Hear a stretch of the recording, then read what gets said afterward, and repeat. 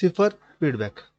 In cipher feedback, the plain text is broken into a number of blocks, and each block size is actually S bits. Just like CBC, in cipher feedback, the units of plain text are chained together so that the cipher text of any plain text unit is a function of all the preceding plain text. Here we are taking as a chain. This process is work like a chain. Now this is the encryption technique. This diagram depicts the encryption technique. In this encryption technique, we are using one B-bit shift register. Initially, that B-bit shift register is initialized to initial vector IV. Now, the size of this shift register is B-bit, and the size of this plain text block is S bits. One point you have to remember is this S value, the number of bits here, should be less than the shift register bits. S should be smaller than B here. Here initial vector data is taken as an input to the encryption algorithm along with the key and produce the output. The first S bits of that output is taken and the remaining will be discarded.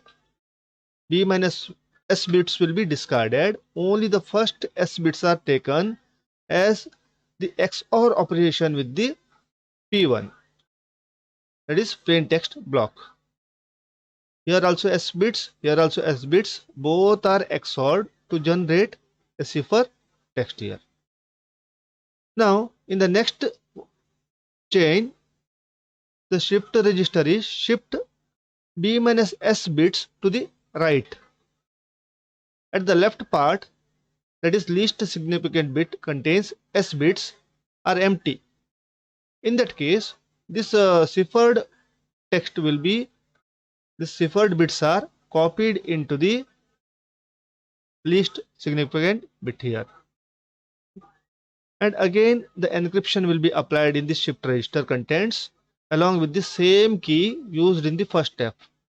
In all the process, the key is same. After the encryption, it got some more output here. Take the first S bits, take the second plain text block, XOR the operation, find out the second cipher text. Like that the process continues until all the blocks are processed. In the decryption process, the scheme is same. Here also we are using the same initialization vector along with the same key. We are doing some encryption here and find out the first S bits. But here instead of plain text block, we are XORed with the cipher text block. The S bits of the first S bits of this output will be XORed with the cipher text block. Whatever the result you got, it is nothing but the first plain text block, that is P1. Now here the process is little bit changed here. The steps is almost same, but process is little bit changed here. In here it will shift the S number of bits to the right. Instead of passing the plain text block, here we are passing the same cipher text block to the next cycle. Here the S bits are nothing but here the cipher text blocks. Again apply the encryption, use the same key and find out the S bits, apply the second ciphering text block and find out the P2, that is plain text, and this process continues. One more point you have to remember, in the encryption and the decryption, in both cases we are using the same algorithm, that is encrypt algorithm. There is no any decrypt algorithm.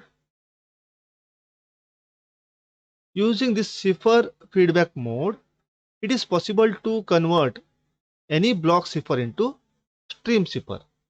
Now if you have a block cipher, we can convert that into stream cipher with the help of this CFB. A stream cipher has eliminated the need of pad a message to be integral number of blocks. That means whenever we are doing some blocking technique, at the end means last few bits are not fit into the block. So we are doing some padding, adding the additional bits. This is not needed whenever you use the stream cipher. It also can operate in real time. That means a character stream is transmitted. Each character stream is encrypted immediately. It is a character oriented stream cipher. It's very simple. In this case, it's very simple to convert your block cipher into stream cipher.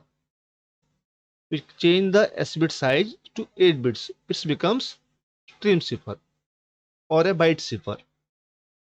If you use the stream cipher, the plain text and the cipher text has the same length. That means if you use the 8 bits character as the input, it also produces the 8-bit cipher text as the output. That is one more advantage because it will reduce the transmission bytes or bits. In other case, what happens if the plain text contains some data, more number of cipher text will be created. That is the problem with transmission.